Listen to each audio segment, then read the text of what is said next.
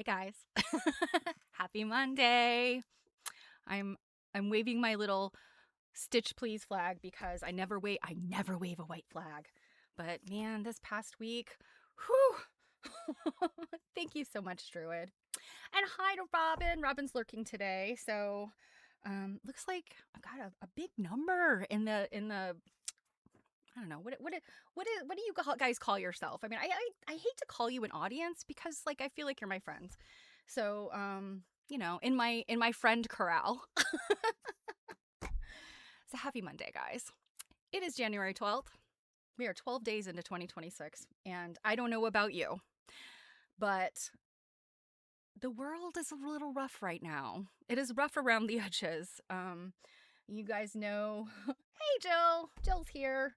Um, yes, a friend that I know in person, a friend I've slept in the same room as. um, but like you guys know I don't like to get political, but my God, here in the US, y'all, this past week, it's been really rough. Kind of doesn't matter what side you sit on, really. Our news has been really rough, and I watched the news yesterday just because I feel like I've been out of it. Um, and the global news isn't a whole lot better. So yeah, it's rough, and so number one, I'm happy to be here with you guys because you guys, I love you guys. I love talking to you guys. We have fun.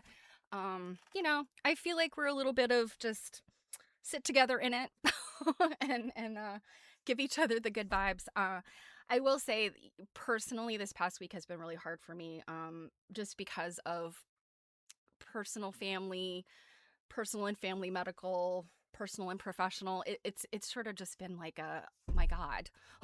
Apparently, I can handle a lot because I can't imagine the universe handing me any more.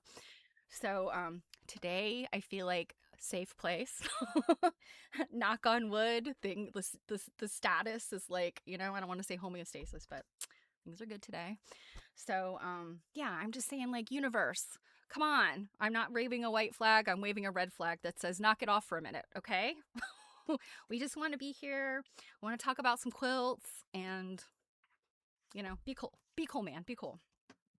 So, my weekend kind of was taken up with other things. And I did do a little bit of sewing. I have just started on a new piece. Um, my hair is all cute. It gets like this. I get this when I do the braids. And a lot of times my hair care routine is embarrassingly like minimal. I mean, I wash my hair, I use shampoo and I use conditioner and whatnot, but I don't do all the things I used to do back in the day. I used to straighten my hair and do all the things, and now it's just like it's always a mess. You guys probably think, does this woman ever brush her hair? I do. But when I do the braids, I do the little braids, and it's when it's wet, and when I take it down, it does look crimped, and I'm like, yeah, little 1980s and early 90s throwback. I haven't done a side pony in a while. I need to do that. So, because I'd mentioned that I didn't stream on Thursday because I had a medical procedure. All is good, don't worry about me. But medical procedures and anesthesia, they take it down. So I have to say there was like kind of a big chunk of my week last week that my couch has taken on the shape of my body because I didn't do a whole lot. I kind of was just in that mode. But I did a little bit of reading. I did a little bit of sewing. I have just a melange of things to show you. And I thought, well, we'll just make today a potpourri day, if you don't mind. So, yeah, I've only had surgery major surgery like once. That was like 20 years ago. And, anesthesia really throw you for a loop. The stuff they use these days is really good, but yeah, you just have to you have to recover from that stuff, even when it was nothing bad. It was nothing negative. It was all preventative.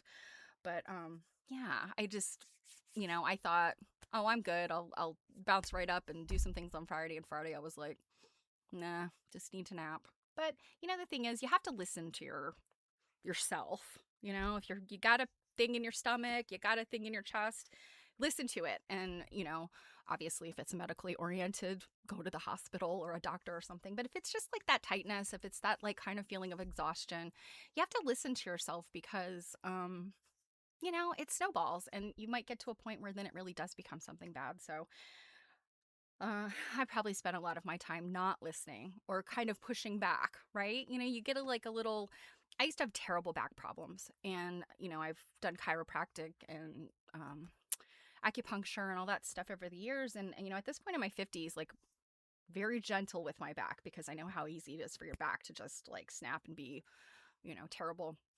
But I don't have the back problems I used to have because I started paying attention to like what's going on here and what's going on here, and there's those somatic and well, I mean, it's like the psychosomatic. It's like your brain and your emotions and how it's affecting you physically. Anyway, I don't want to go off on that tangent, you guys. Let's talk about some quilts. So, first of all, like I said, this is going to be a melange, but I wanted to let you guys know, heads up, about a cool book that's coming out. And the author is somebody I don't know very well, but I've done a little bit of work with her. And I think it's such a timely thing right now that I just wanted to bring your attention to it. So if you're into the whole centennial, bicentennial, quarter millennial, and how all that stuff looks in quilts, Sandra Sider, a colleague, and a brilliant person, she has written this book called Commemorative American Quilts. It is available for pre-order on Amazon. And I think it's released like week after next. It's like the last week of January. So it is sitting there in my, as soon as my husband gets the next paycheck, Stephanie's going to spend part of that on this book. So I'm super excited about this. I'd kind of heard about it a long time ago. I think when it wasn't even like a public project, somebody had said, "Psst, Sandra Sider's writing this book." And then I ended up seeing her in the spring of last year and, asked her about it. I, told her I'd heard about it, and she said, yeah, it's going well. It's going to be published next week. And, I'm sorry, next year at that point. And she said, they were still kind of looking for a title for it. So anyway, I'm just super excited about this. You guys know I love eagles. I love, the bicentennial, and I know all of that stuff is in this book. And and more and other. So you can see all the contents here, and this is just from Amazon. So you could see patriotism, women at work, crazy quilts. I know there's a whole section on like all the commemorative stuff in crazy quilts, fair quilts, Happy Birthday America, you know, the bicentennial, all of this cool stuff. So, and I know she's getting into modern stuff too. So this seems like a, yeah, this is like a wide range of interesting things. So, once I get my grubby little fingers on it, I will share more. But you could see like some just beautiful things to look at in here, things we love. Well, there went my keyboard. Hopefully I don't have to type anything. So anyway, Sandra Sider, Sider. So look out for that. Um, and what else did I want to talk about? Oh, Lordy. And we'll just leave that down there. Oh, let's see. Oh, Robin said, oh yes, Robin. Yes. Not paying attention. Yeah, absolutely. You know, I mean, I think that, and we just don't take care of ourselves. And I mean, as women, right? You know, even if you don't have kids or, you know, maybe you're not married, you still kind of have this like, you know, we're conditioned to think at this point we could have it all. And, you know, sometimes we just really, we pay more attention to other people and giving of ourselves than we do of paying attention to ourselves. And, you know, a lot of times I think we're made to feel selfish when we do that. Um, and even if nobody is like actively making you feel, you know, making you feel selfish, there's something about society that still, you know, makes us struggle with that. And it's so unfortunate, you know, because I think, you know, I sort of go back to that idea of, you know, they always say, you know, on the airplane, put your oxygen mask on first, then help others. You know, if you're gasping for breath and ready to pass out, you can't be of much service to other people. So you really have to you know, take care of number one first. And there is nothing wrong with that, because you can't show up for the people you love if you're not, you know, at least 75%. Most of us don't walk around at 100% for sure. Okay, so we talked about Sandra Sider, her book. So mostly what I'm going to show you today uh, is this, you guys. Look at this book, Wearable Prints, 1760 to 1860. This thing is a doorstop. Look at it. Look at it. It is a big, beautiful book. It has been recommended to, I see it recommended to people all the time. I'm pretty sure you can get it at the library. If not, you could definitely do it through interlibrary loan. Jill, you will not be stealing this book. But the reason I wanted to look into it is because so the subtitle is Wearable Prints 1760 to 1860, History, Materials, and Mechanics. Now, because of the date range of this book, this doesn't get into my sort of little pet topic of neon prints, because those are later. Those are, you know, we've looked at those. We've read Barbara Brockman's info on those, and those are about 30 years after the dates here. But there are other things. And if you were here last Monday, I know our friend Kenny was on, and he, you know, had mentioned a couple things as I was talking about ombre prints. And ombre or rainbow prints are kind of another thing that I'm kind of like so modern, yet they were doing this in 1840. So I am gonna read you guys some of the things from the little, it's not really a chapter, it's a little section on rainbow prints.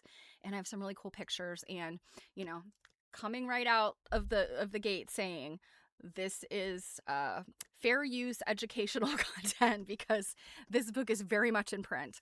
And, you know, I'm always careful not to step on copyright toes too much. However, this is also one of those books that I know probably many of you will not invest in, and I think it's some good tidbits of information. So I'm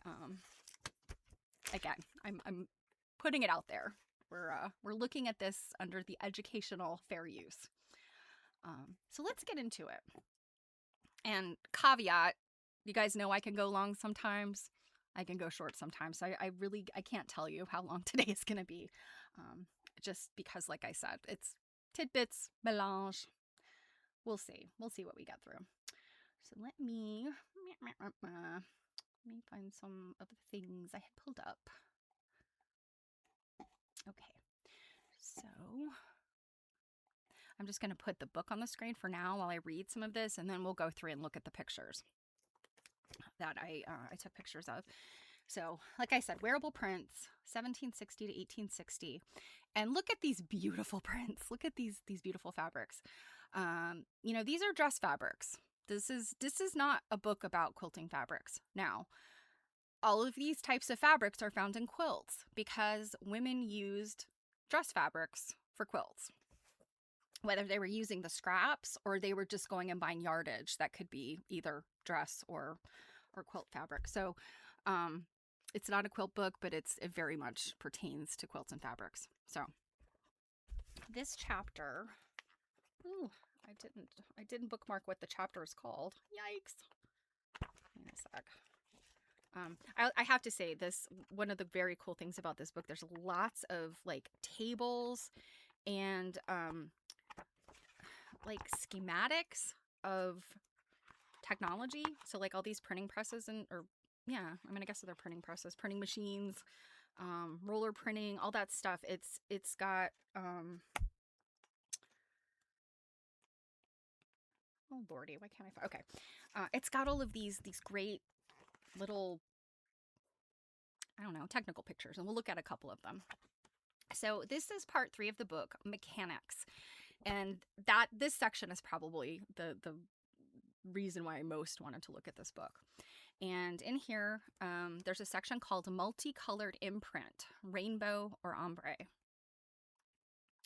And Susan W. Green, Green with an E on the end, is the author of this. And she says, a striking color effect called rainbow was achieved by applying colorant to a block or surface roller in a special way, so as to make multicolor stripes with edges blended together in a rainbow fashion. And so you can visualize that. There's lots of ombre things today, clothing, hair.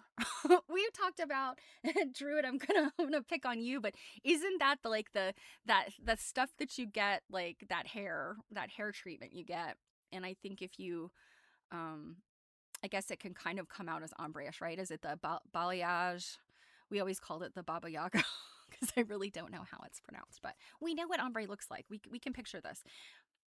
But I would say once I show you the pictures, it's kind of like, wow, they kind of did it better back then. Like, it's prettier to me. Anyway, that's me. A single color was often used in the same manner, a variation sometimes referred to as ombre.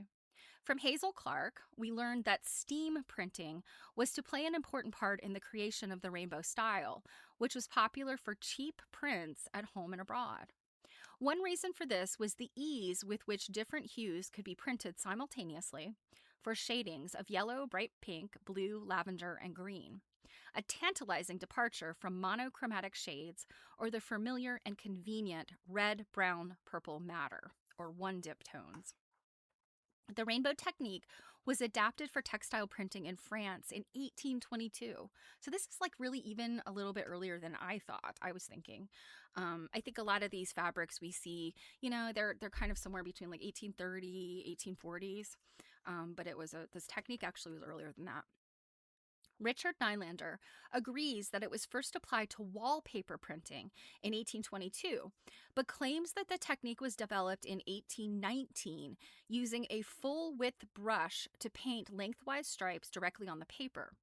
A wide brush was dipped into a compartmentalized or variegated color tub and run with the aid of a pulley system along the length of paper to make stripes.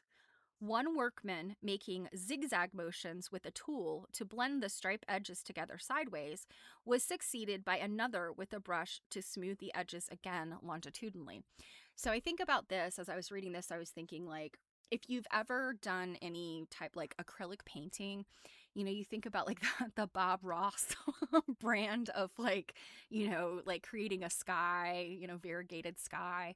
I mean, I think that's essentially what they're describing here. It's like you put the color on, you kind of blend it, and then you smooth it back over so that that blending doesn't have like these hard lines.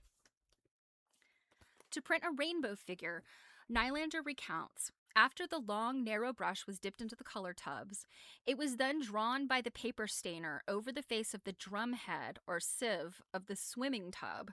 Swimming tub. I suspect that's just sort of like a big tub, like a big vat. I hope it wasn't like secondary use for this. I don't know. The swimming tub, upon which it leaves a corresponding series of stripes of colors. The paper stainer then caught the rainbow colors by applying his printing block to the wet paint, transferring it to the paper. Rainbow printing, having been invented by a paper stainer, was emulated by calico printers, at first with tedious hand-blocked efforts, and later adapted to application by wooden rollers. And then there's a quote here. I'd have to look at the end notes to see what this is quoted from, but it says, prior to the introduction of the mill engraving machine and the present methods of producing rainbow or ombre effects, these were obtained by means of the ribbon roller, the invention of John Mercer. The ribbon roller was a wooden cylinder about 6 inches in diameter, so not that big, 6 inches in diameter, having the blanks grooved out to a depth of about 5/8 of an inch and run in a color box. The projections on the roller, just touching the colors in the color box, were impressed on the cloth as it passed over the upper part of the roller. 3 cylinders or rollers or more might be used, each carrying different colors. The second and third overlapped the first, and the colors thus blended produce the rainbow or shaded effects. This method is now, however, superseded by the present-day ombre effects obtained from the copper cylinders. So I think this quote is from an older source, like maybe a contemporaneous source. Another method applied the stripes of color continuously to cloth belts, where the edges were blended and from there transferred to the rollers. A French sample book of 1823 to 30 in the collection of Old Sturbridge Village contains many examples of rainbow designs. The Bradshaw works showed samples in 1824, and C&R Peel began showing rainbow stripes at least as early as 1825 in its sample books. And of course, these are mills, these are printing places. These sometimes form a background for an engraved cylinder printed motif, an obvious application for a union machine. Zindel made careful notes in 1843 on the hand-blocked rainbow procedures, which would have continued in use for certain woolens or delaines that were hand-blocked anyway. And woolens and delaines, of course, are types of fabric. Woolens, obviously, but a delaine is also a type of fabric. Amazingly, to produce crosswise stripes, the cloth was accommodated sideways on the print table, which surely introduced an even higher level of inconvenience to the process. To print diagonal stripes, the cloth could be aligned diagonally. Most astounding of all, the whole setup could be adapted to produce circular rainbow effects. Apparently, it was easier to adjust the path of the cloth to the change of direction than to realign the printing apparatus itself. That's interesting. Circular. According to Story, rainbow stripes were often printed with the perrotine, and that's spelled Perrotine. Indeed, Persauz, and that's Prsoz, they're yet another printing place, gave samples of both lengthwise and crosswise stripes done by this means. Continuous lengthwise stripes, like those from ribbon rollers, were not so graciously accomplished on the perrotine because of the short vertical repeat, and she says that's 4 to 5 inches. One way to transcend this difficulty was to use trellis or grid patterns that disguised breaks in the stripes. So basically what she's saying is like they're short little repeats, so you see a lot of like those breaks.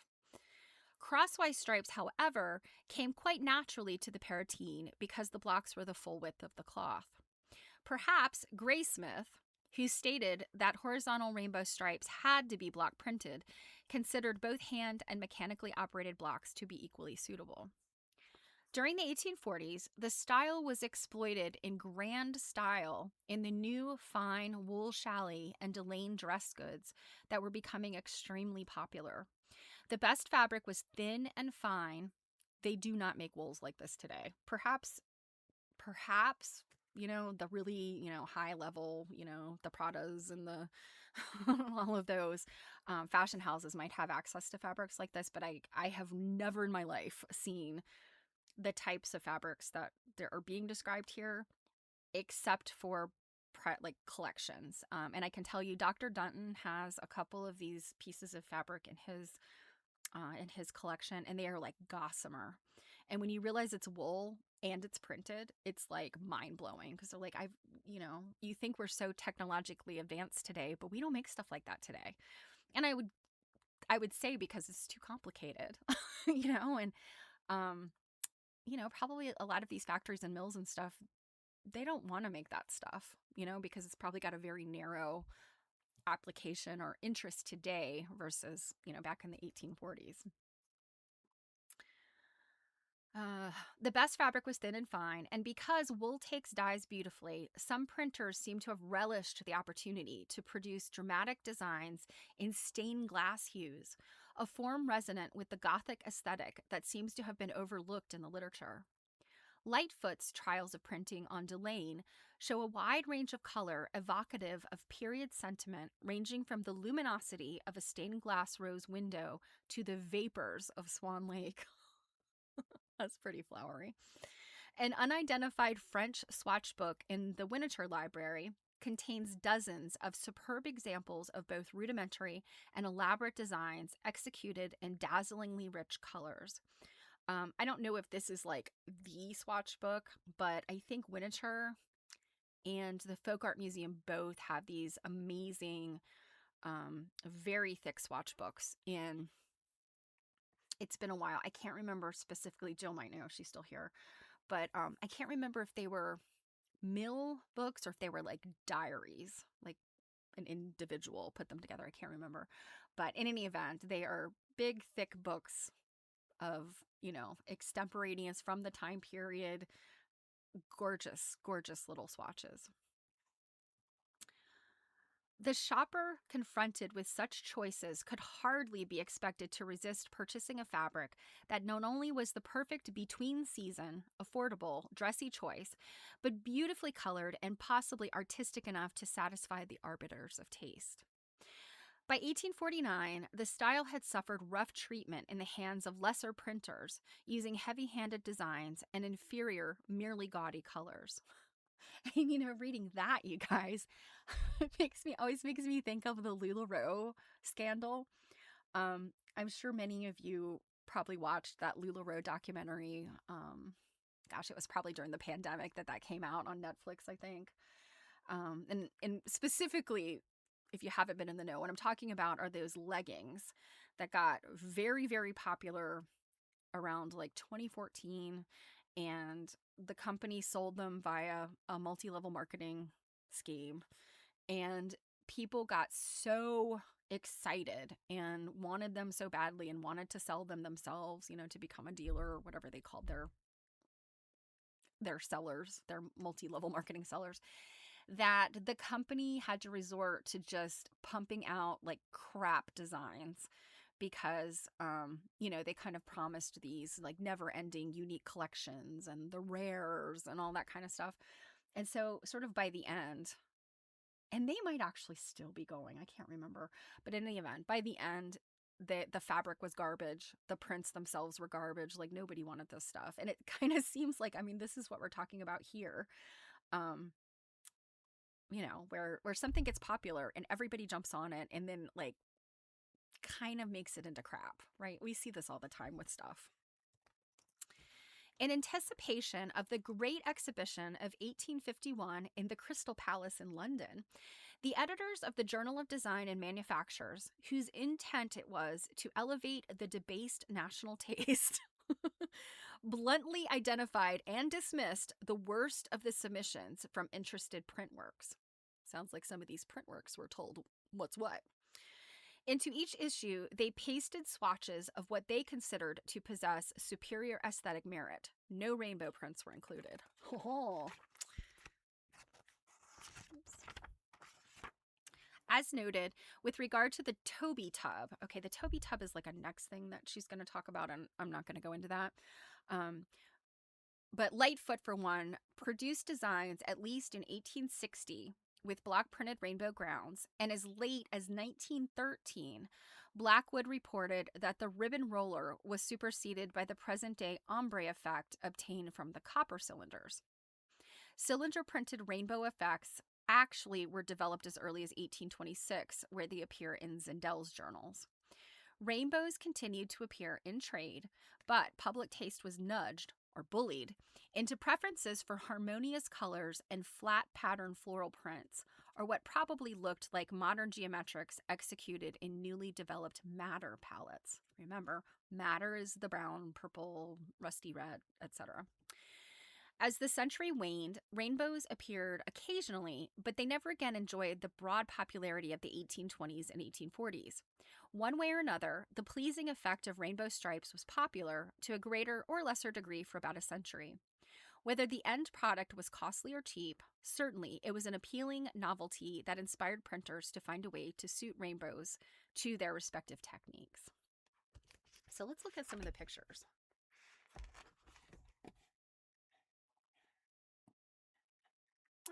Okay.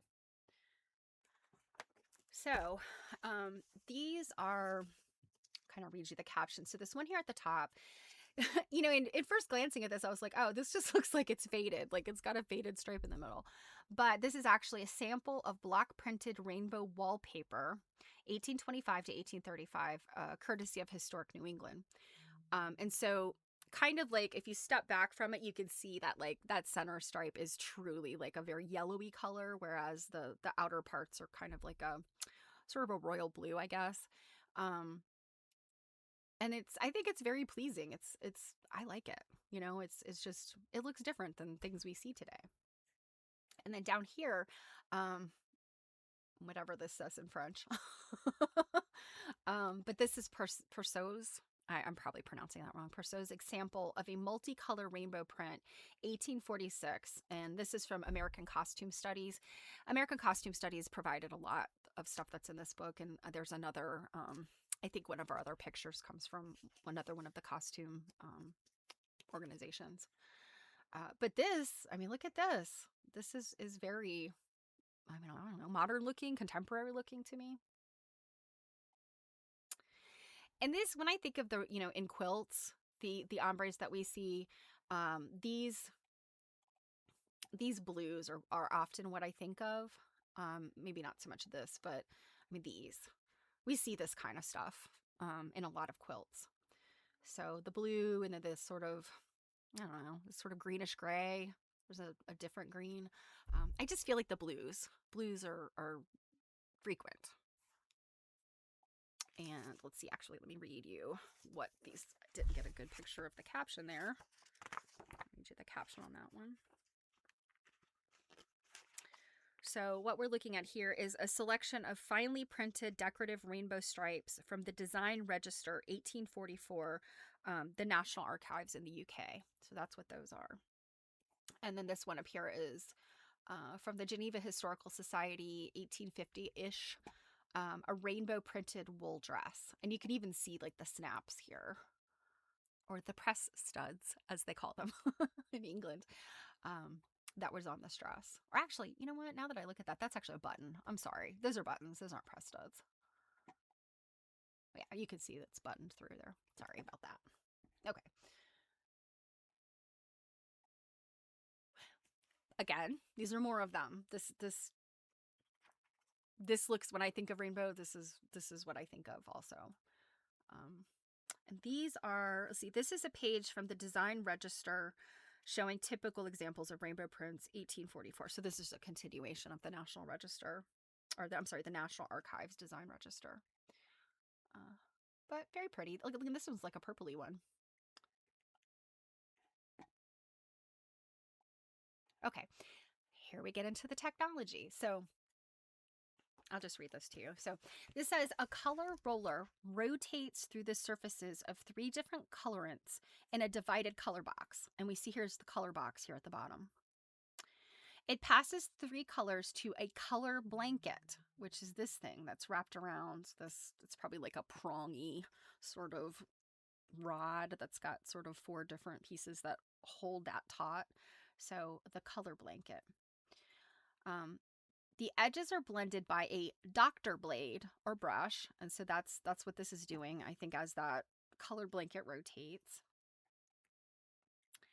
And so shifting back and forth on the surface, the color blanket passes this blended color or rainbow effect to the pattern roller, which imprints the fabric. And this is also from American Costume Studies. So this is like this multi-step thing they're talking about. So it's like grabbing, and on one sort of surface, it's being blended, and then that's being transferred to another surface that then prints to the fabric. So yeah, that's I think it solved a lot of my questions when I saw this. I was like, oh, okay, I get it. I see what they're doing there. And it's kind of how I imagined it. I don't think any of this was necessarily like a massive surprise to me. I'm not a painter, would never profess to be a painter. I'm terrible at painting things, but I have done some painting and, I tried to blend things and, so I could kind of visualize how this worked. So this is another one. This is a divided color box with a special applicator that picks up the colorant, colored here to make the process clearer, and drops the colorant in rows on the sieve, where a spreader spreads them out evenly into stripes before the block is pressed down onto it to take up the color. And this is redrawn from Persaud's 1846 American Costume Studies. What I'm imagining here is if you've ever done any like scrapbooking or stamp, like when that was popular, you have those stamp pads that kind of have multiple like little strips of color in them, the little spongy thing that holds the ink in a stamp pad. And that's what I'm picturing this as being like. Um, it's like lifting that color off, and then it's again using this other surface to kind of spread it. And then the block takes that color up. Down here we have some more pictures. So this one on the left is Zindel's careful drawing of a device for depositing and spreading colorants with a built-in brush to spread them, 1833 to 1834, courtesy of Winnisher. The Joseph Downes collection of manuscripts and printed ephemera. So you can see this is like an engineering drawing. From the time period, and I'm not even going to profess to understand what I'm looking at here, but it's more of the same, right? And then this one here on the right-hand side says, Persaud showed the method of supplying rainbow color to an engraved cylinder, 1846. Colorant drops onto a color blanket while a set of brushes blends the colorant edges together before supplying the cylinder, and that is R, which R is this down here.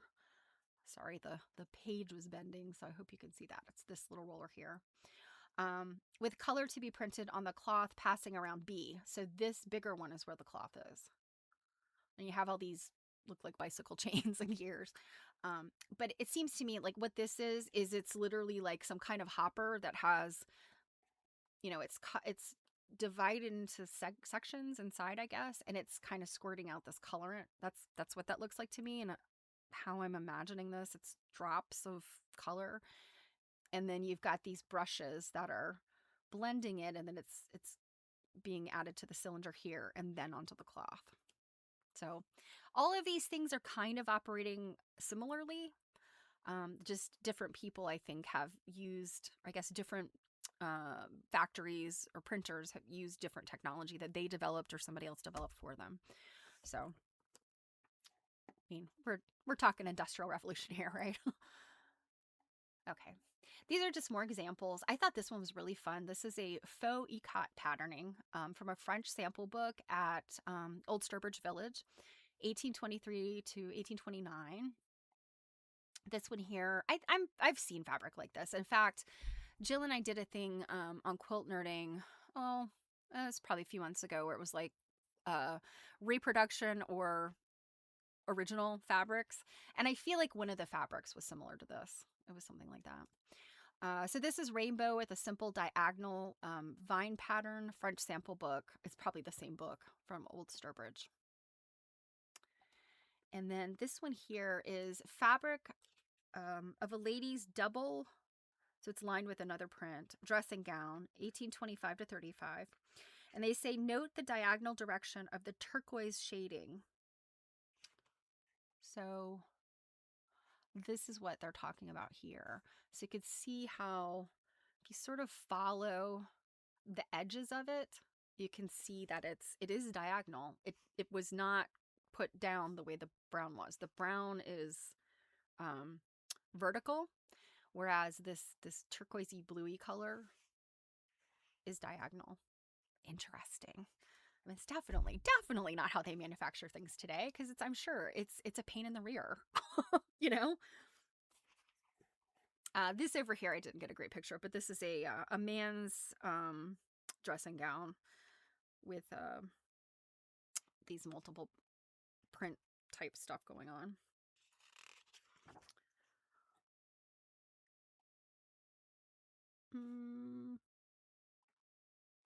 Where's this one?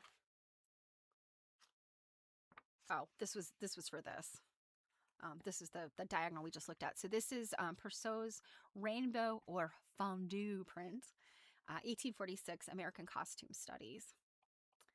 And that's sort of an interesting sort of purpley color. And you can see, you know, again, what's going on in here.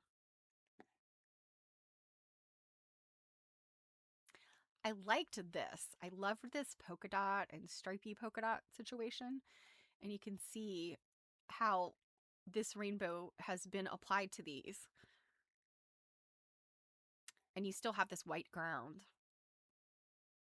So this is Persaud's 1846 American Costume Studies.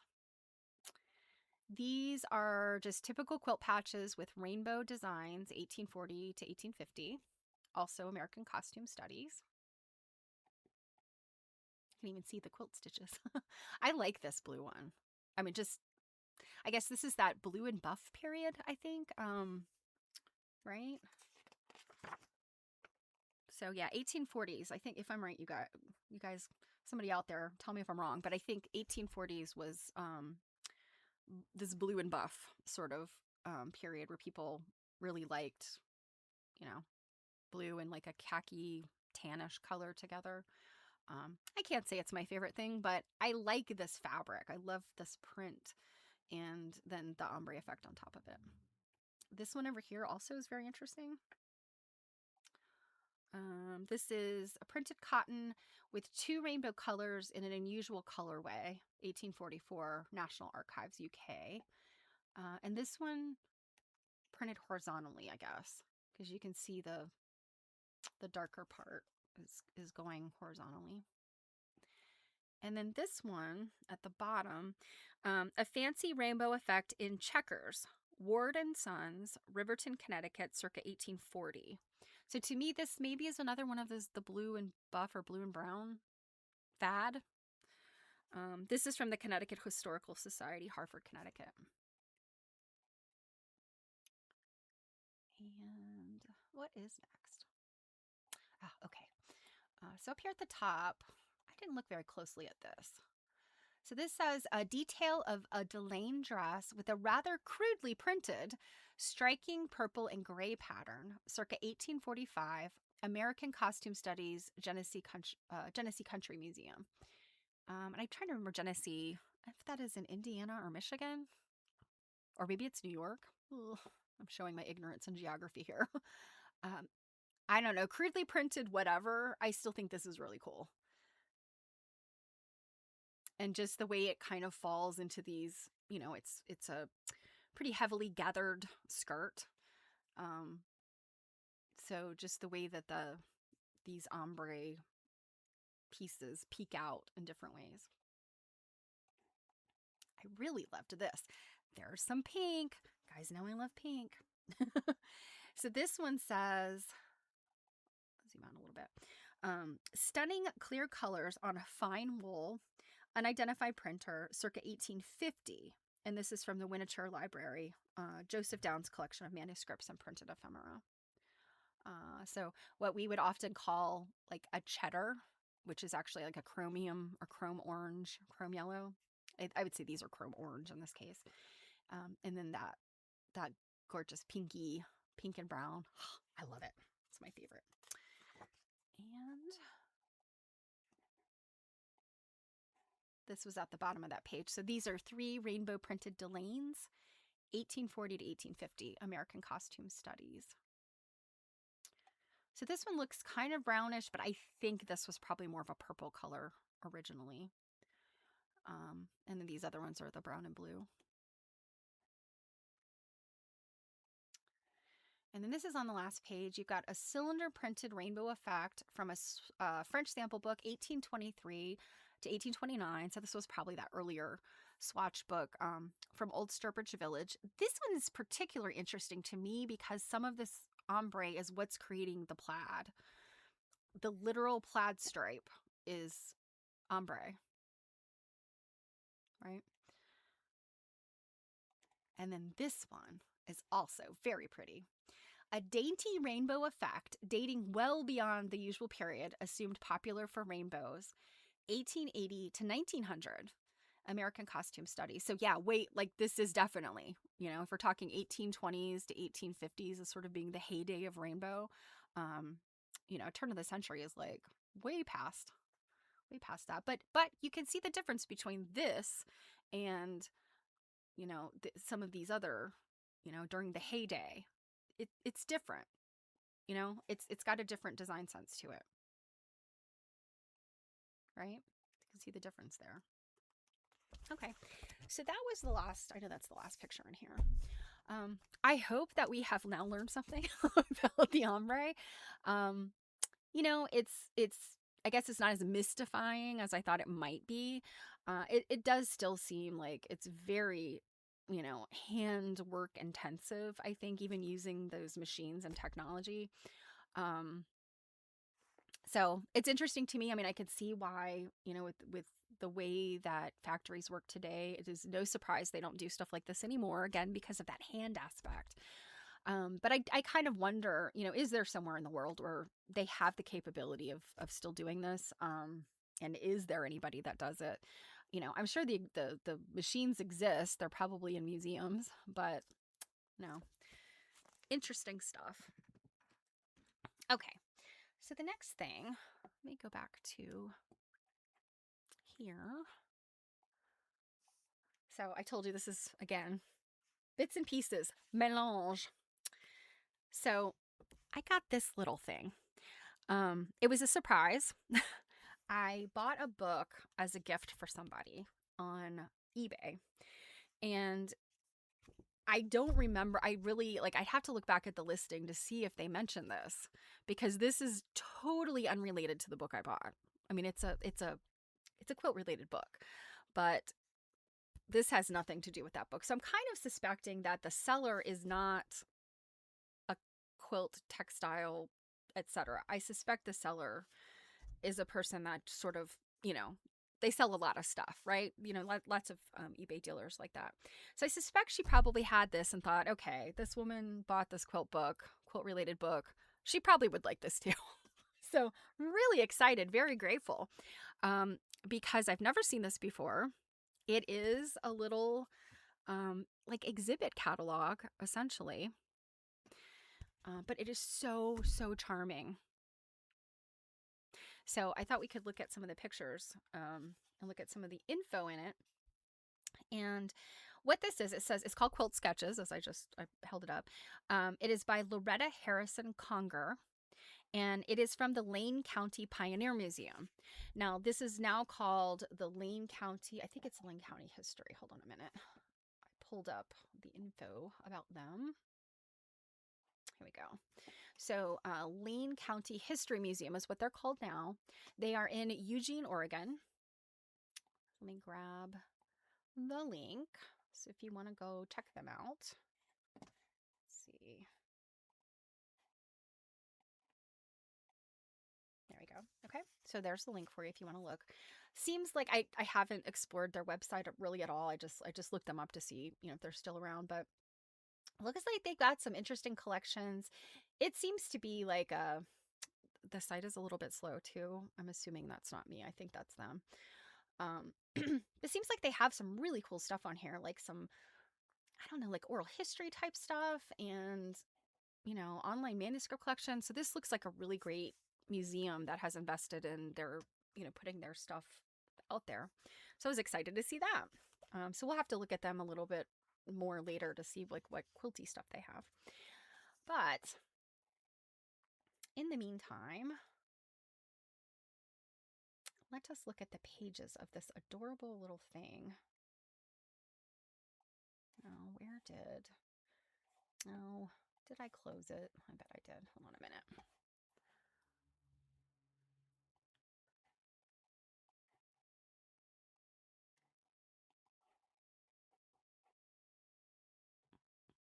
Okay, here we go. So, admittedly, hasty photographs, but I think they're pretty good. I just took these pictures this morning. So, here's the close up. And, it's like I don't think this is letterpress printed, but it's kind of like a similar sort of like an offset printing or something. It's very cute. So, this is the title page. So again, Loretta Harrison Conger. She was the curator of collections for the Lane County Pioneer Museum. And this is listed as museum publication #1. And this was printed in 1974. And I don't think I took a picture of this page. Let me see. No, I took that's getting into the first page. So this is funny. So this says copyright Lane County Pioneer Museum, 1974. And it gives their address in Eugene, Oregon. And then it says a division of the Department of Community Health and Social Service. Isn't that interesting? That this museum was part of like essentially like the health department. That is so strange to me. And it shouldn't surprise me, like they kind of stick museums sometimes or like arts organizations or, things like that. They kind of stick them in weird places if there isn't like a community arts, kind of governmental thing, I guess. I don't know.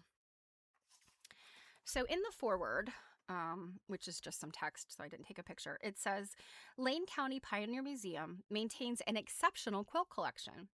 Thanks to the generosity of its donors, examples which span a century of needlework can be found on exhibit and in the museum's study collection. Sturdy pioneer quilts take their place beside elegant Victorian throws, contrasting the times and lifestyles of the women who made them. We share with you the results of our research into the lives of some of these women and the patterns they pieced, with the hope that a greater appreciation for another age may be gained. I love that. That's so wonderful. So, yeah, I'm not going to read all the details here, but just look at this. These are just so precious. These hand drawn things, and I mean, this is a quilt.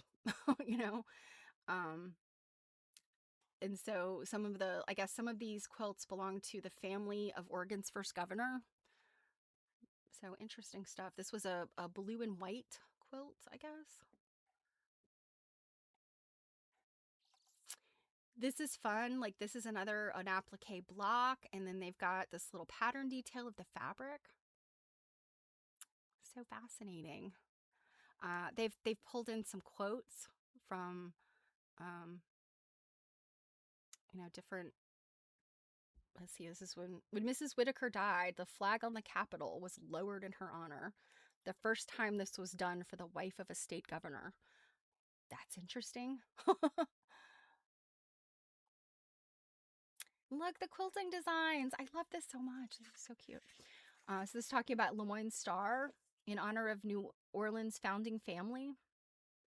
The pattern name was changed to Lemon Star by quilters who are unfamiliar with the French pronunciation. I've heard that little anecdote a lot.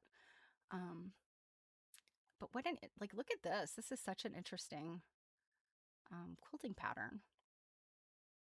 And we love pictures, right? I look forward to being able to look, on their online collection stuff, the museum as of today. Um, but I don't mind it in this. I don't mind that these are just just illustrations. Um, I think this is very cool. So this is Elizabeth Shields Cooley. Um, yeah, so these are colors would be yellow and rose. 12 by 12 set on point. We know that's the more difficult way of putting your quilt blocks together. This is interesting. Reverend Enoch P. Henderson. This is one I really paid attention to as I was taking the pictures. So there's a drawing of him. So obviously there must be either a painting or a photograph of him, which I'm guessing maybe it was a 1850. It might have been a little early for a photograph. So Reverend Enoch P. Henderson's congregation presented a blue and white quilt to him on his wedding day in 1850. Ironically, the pattern they chose for their minister's gift was called Drunkard's Path. um, I'm hoping maybe they used a different title for it back then, and because that is truly ironic.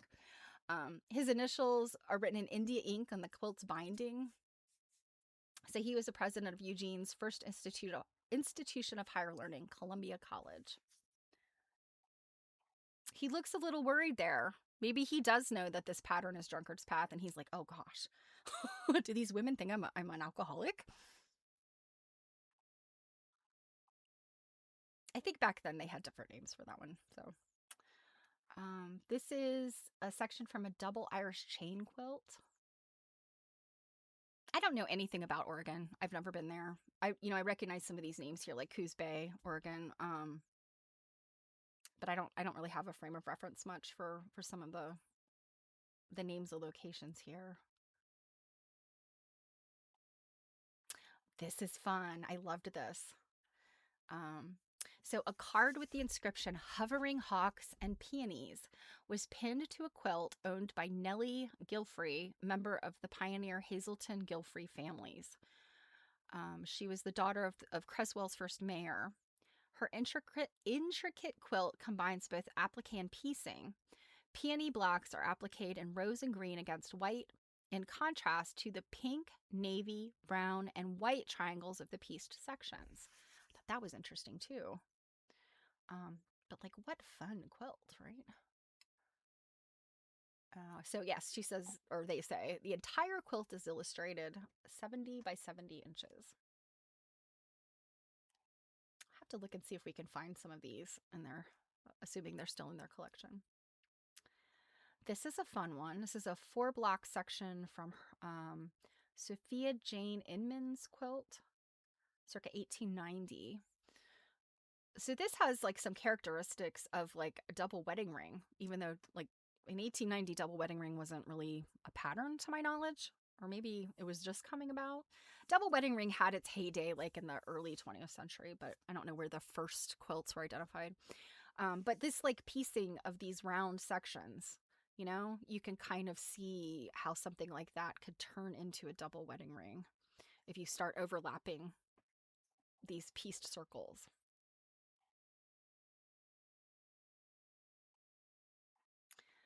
This was also cute. This is a border detail from Elmira Brown's quilt. And it says, an oak leaf is often a symbol of continuing life. So yeah, I've heard, the oaks and acorns as being like strength, and, the massive oak, the mighty oak, potential of life with the acorn. I think oak leaves are a big deal in quilts, I guess. So this was, let's see, Elmira Brown for her son Leander. And these are her initials and his initials.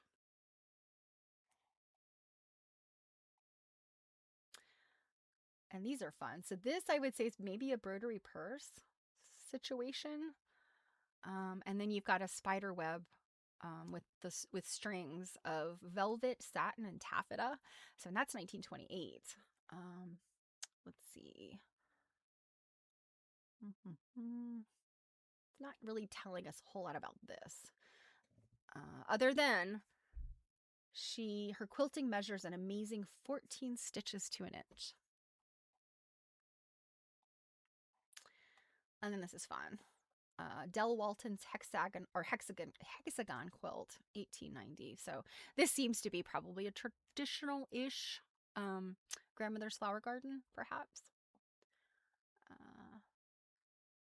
Oh, okay. So these people managed a millinery shop. So Del Walton and her sister, Aussie, managed a millinery shop in Eugene's Willamette Street in the 1890s. Their bandbox featured the latest in ladies' hats and bonnets, and it's possible that velvet used in Dell's quilt came from the shop remnants. Again, we see that a lot. It seems like a lot of women who owned millinery shops, they had these really lovely fabrics, and I think particularly with things that like crazy quilts used a lot of silk and velvet and satin and taffeta and all that. And there, these periods of time when that, like in the Victorian era, when those fabrics were really popular, I think it was so easy for the millinery people to be like, haha, we have the supplies to make, to pull this off. So I think, I've seen a lot of stuff that can be attributed to a milliner, and I've shown you guys bits and pieces of it. I am studying a crazy quilt that was definitely made by a woman who was lifelong milliner from like her 20s until the time she passed away. So, and I think this is the last picture. Yeah. So we've got the bibliography, and now this is interesting. So here's the bibliography. She's listed, and again, remember, this was put together in what did we say, 1974? Make sure I'm right. Yeah, 1974. So she's referencing Lillian Baker Carlisle, pieced work and applique quilts at the Shelburne, 1957. I'm not familiar with that book. Avril Colby, Patchwork Quilts. We've read, right? No, we read Quilting. Marguerite Ikes, The Standard Book of Quilt Making and Collection. We haven't read that, but because it's really about making quilts. But I have that one. Ruby Short McKim, 101 Patchwork Patterns. We've looked at that before, I think, and certainly we've talked about Ruby a number of times. Florence Pito, old, old sarcastic and snarky Florence. We love to hate her. American Quilts and Coverlets, and then Anne Sargent Wooster, Quilt Making, and that's from 1972. I'm not familiar with that one either, or at least I don't have it. So, but an interesting bibliography. A majority of these books we know, and we've either looked at or obviously read with Florence. So, I hope you enjoyed this little this little trip through randomness. So yeah, and the Historic Quilt Collection is definitely still part of the Lane County History Museum. It's the first thing listed in their artifact collection list. These don't seem to be live links though, so we'll have to dig around in here later. But yeah, that's cool. And would any kind of museum that's not a quilt museum list the quilts like pretty high up in the order? They're quilt people, even if it's only a portion of their collection. All right. So let's get into some Elizabeth Hake. And let me find that. So we have been slowly making our way through English Quilting, Old and New by Elizabeth Hake. And as you remember, we came to this because a number of the English quilt writers, particularly Mavis Fitz Randolph, referenced Elizabeth Hake and this book a lot in her own book. And, based on the amount that Mavis Fitz Randolph mentioned Elizabeth Hake, I'm picturing that this book was going to be like a really hefty book. But I mean, literally, it's outside, let's see, minus the pictures. It's got a big chunk of pictures. I mean, this book, of course, this book is not paginated, is it? Okay, so from front to index, this book is 22 pages long. So it's like, it's got some good info in it, but it really surprises me that it's Mavis Fitz-Randolph managed to get so many like quotes and references out of it. But I think what we realized when we first started reading the book, Elizabeth Hake spills the beans that Mavis Fitz-Randolph was actually an employee of the Rural Industries. Let me see. I'm going to make sure I get this right. Yeah. So the Rural Industries Bureau, which was, to me, it kind of seemed like the WPA here in the U.S. It was, a way to provide support to rural women, during times of strife and, economic issues. So, I think that Elizabeth Hake and Mavis Fitz-Randolph were friends. And I don't think that was very clear. Mavis Fitz-Randolph was kind of fangirling Elizabeth Hake in her writing, but then I think it kind of appears that they were friends. So nothing wrong with that, because I think that the data both of them have provided is good, to the best that I can tell. So where we left off, I left off sort of midway through chapter 2, which was about quilting designs. And we're coming up on a cool picture. So I'm going to jump forward to that picture. I've looked at these. So this is the picture. And okay, there we go. So this is a Wiltshire quilt in white silk. So let's go. As I said, chapter 2, quilting designs. And again, English Quilting, Old and New by Elizabeth Hake. And this was written in 1937. An exceptional example of Old Welsh quilting, now in Bristol, illustrates the point. And this is about, so she had been talking about sort of, spontaneity, kind of going away, sort of like this idea, of handmade things sort of being killed by mass production. So an exceptional example of Old Welsh quilting, now in Bristol, illustrates this point. The quilt was made in a small seaside village in Cardiganshire, hitherto unexplored for quilting history, by the wife of a fisherman. And remember, Cardiganshire came up a lot in Mavis Fitz-Randolph's book. And of course, her book was written later. I wouldn't even say, gosh, her book was written at least 10 or 20 years later. She was in the 50s, I think, right? According to legend, he, meaning the fisherman, at the time the quilt was being made, was away at sea for many weeks, leaving his wife with her mind and eyes continually concentrated on the ocean, with the result that she introduced the obvious little wave rhythm seen in the design of her quilt. No other instance of this particular pattern appears to be known at present. Sentiment or superstition played its inevitable contemporary part in quilting. Hearts were sometimes included in the design of a marriage quilt, and if a cable or spray of foliage formed part of a border, it was desirable that it should be unbroken, the belief being held that a broken cable foretold a life cut short by disaster.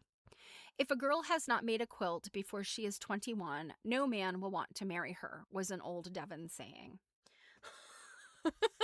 Now, I don't believe in this kind of expectations for women, but I kind of, as a quilter, I'm kind of like, yeah, if she can't make a quilt, don't marry her. If she doesn't like quilts, dude, don't marry her.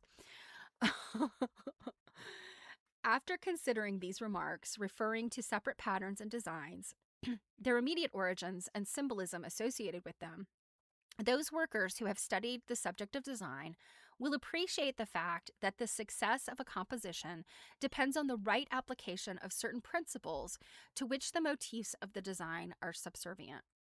It might therefore be useful to outline those principles both as an aid to designing new quilts and appreciating the arrangement of old examples.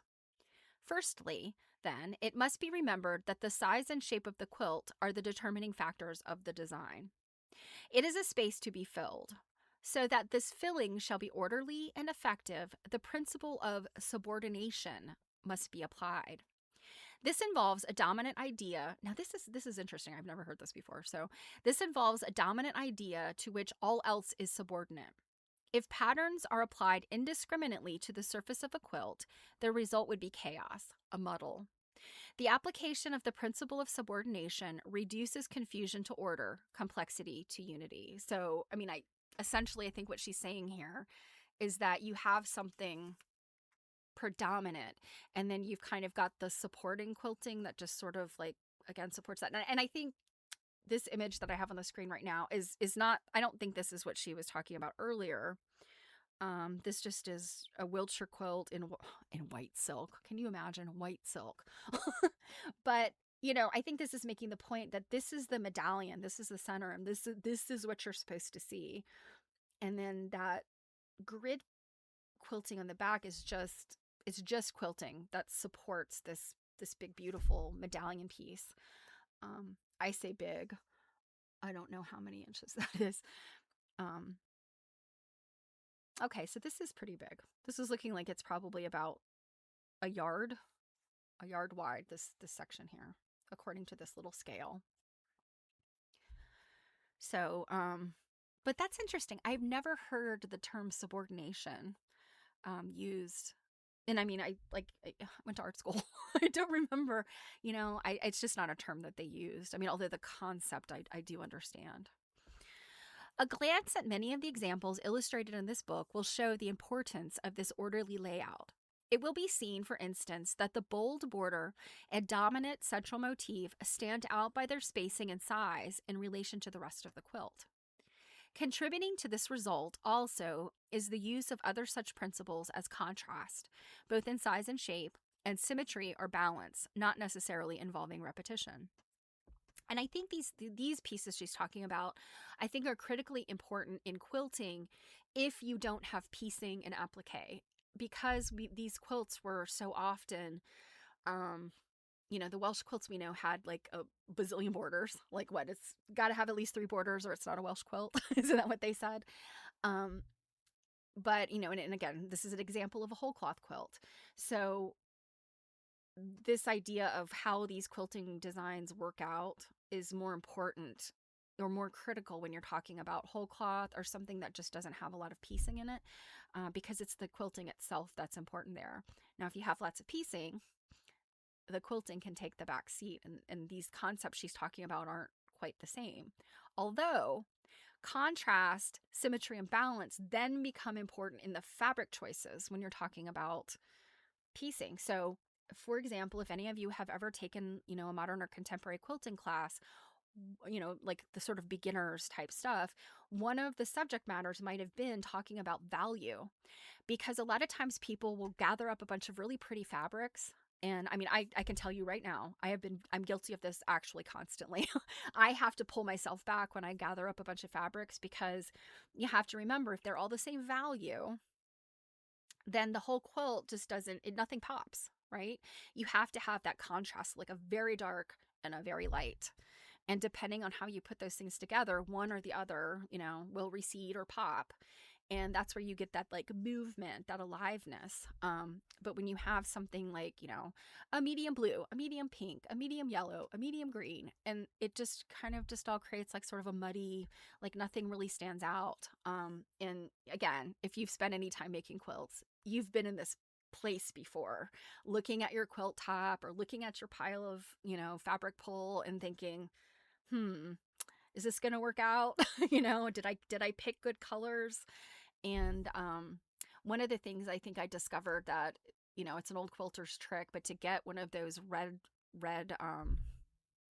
filter things, I mean, you literally can find just like red film, like, like a cellophane red film to look through, because it takes away all the color and it only shows you the contrast.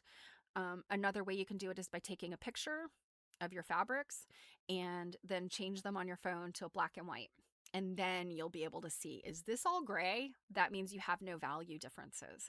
If you've got one fabric like really jumping forward, when it's been turned to black and white, you know that you've got some contrast going on, and that's important. Now, flip side of that, some people like to make low value quilts, and low value quilts are sort of muted, often like creams and light grays and things like that, or monochromatic, which may be high contrast or may not be. So, you've got all of these different design decisions. And I think what's important, like kind of one of the really important things I learned in art school was you can do whatever you want, But it is really helpful to know what the, quote unquote, and here's the thing with art and design, like, is there a right and a wrong? Not really.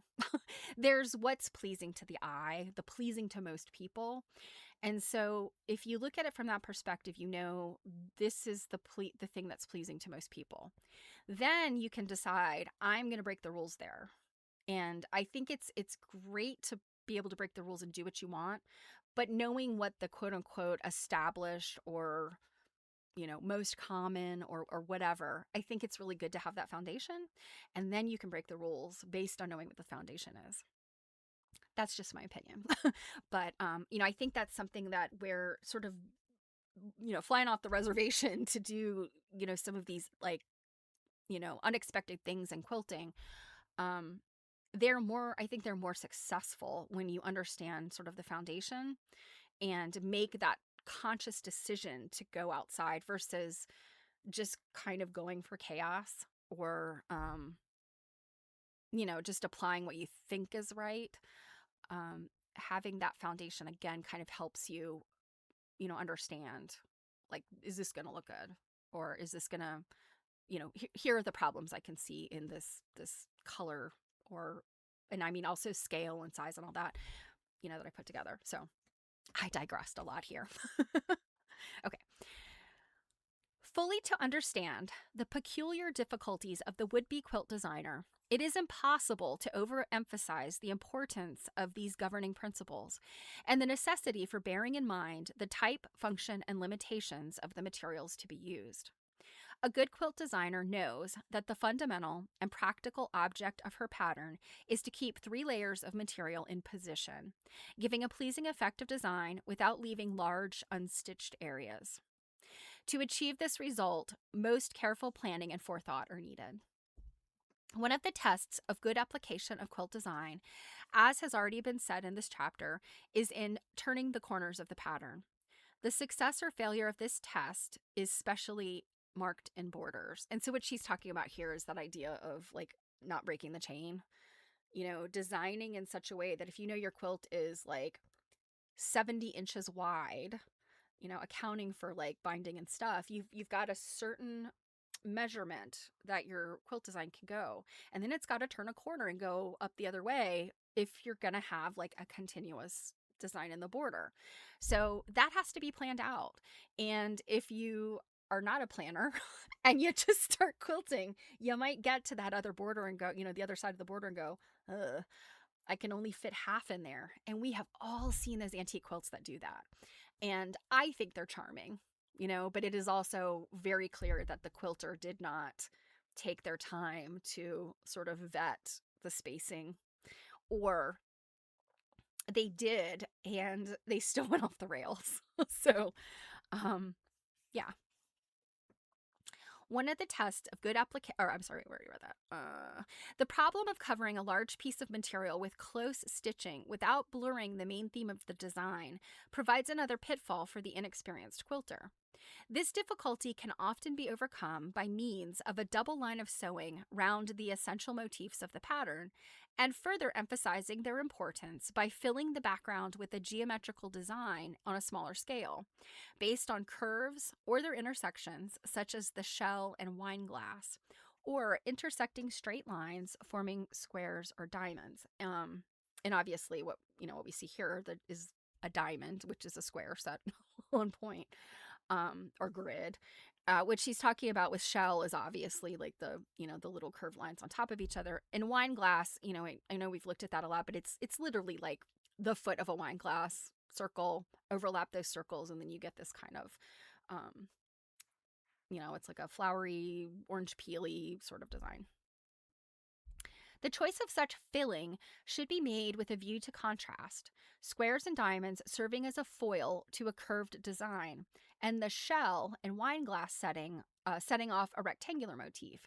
These 4 filling or background designs are not peculiar to any one region in England, but occur wherever traditional quilting is to be found. There should be an almost boundless field open to the quilt designer in evolving new motifs and patterns, or in adapting old designs, but their application and proportion must be governed by the principles suggested in this chapter. If a regional survey of English quilting could be accomplished, doubtless much scope would be found for the interchange of local idiom and patterns.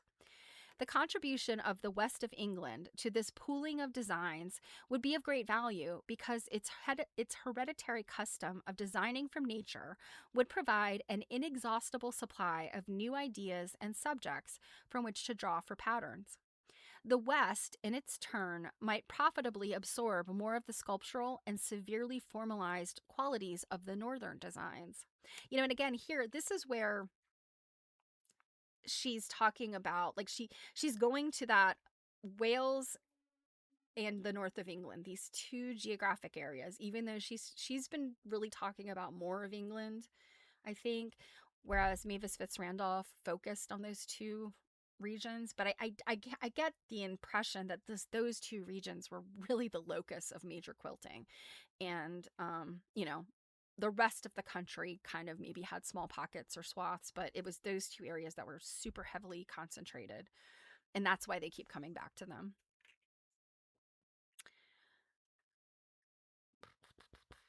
So intricate geometrical patterns expression in Welsh quilting.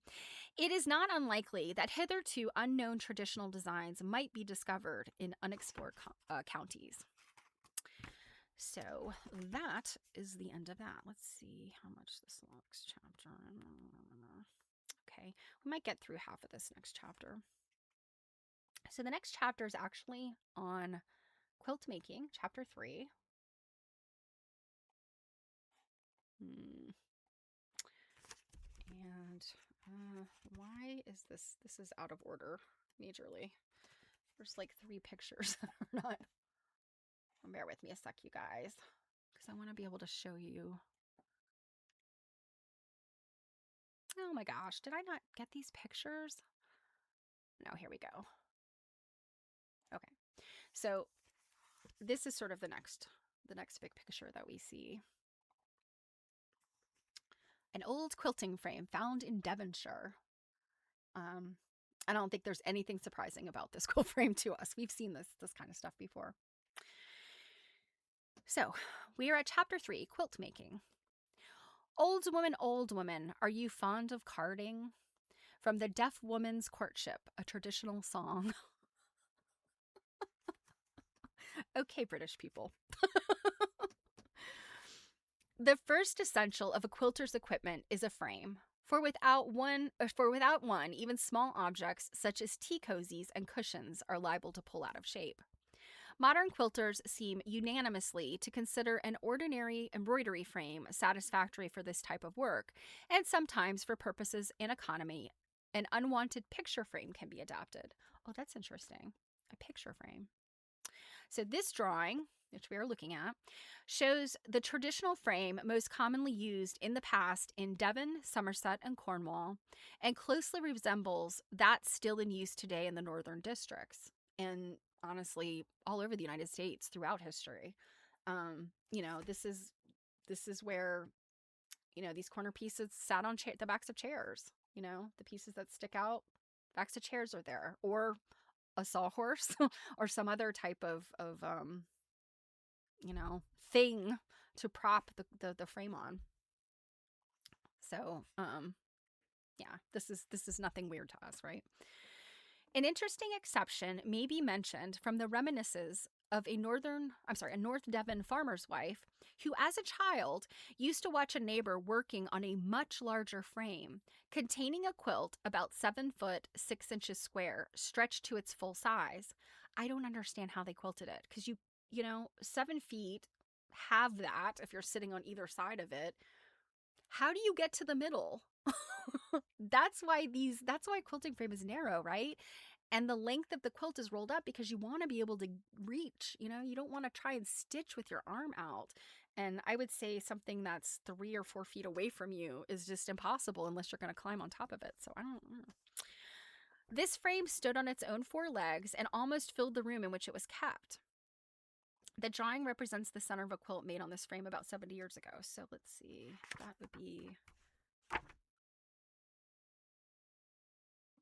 think what she's referencing is this next picture. Let's see.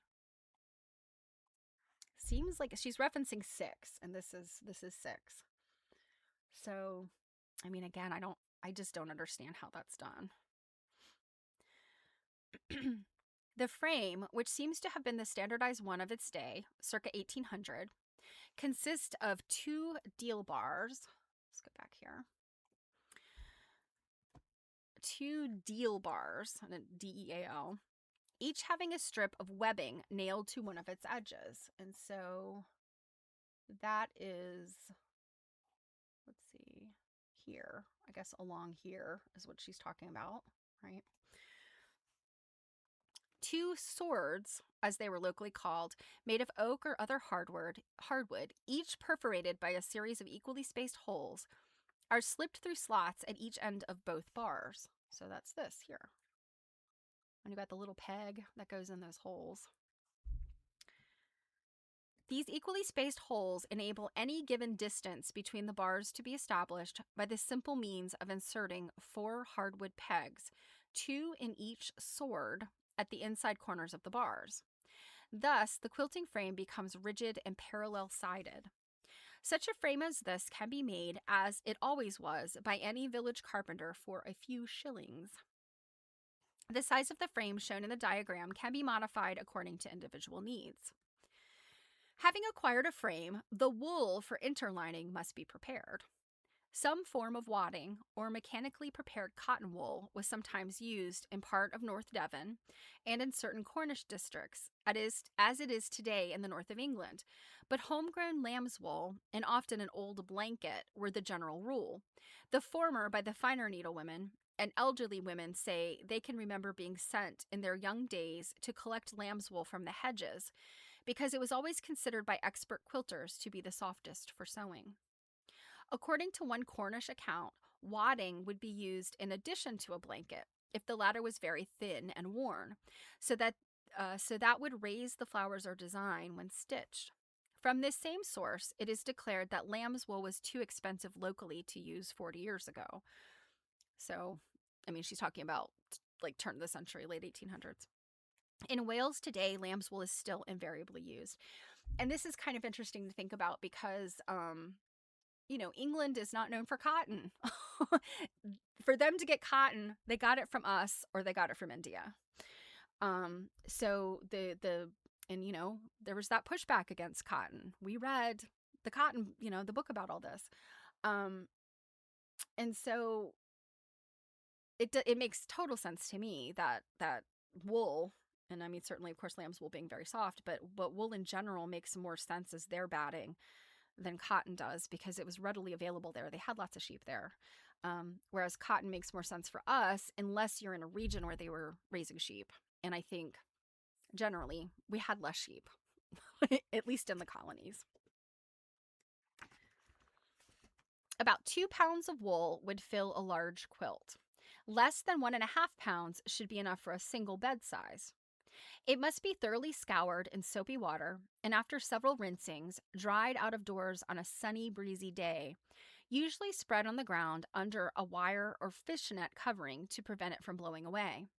When dry, it should still contain a proportion of its natural oil, which tradition claims safeguards it from the ravages of moth.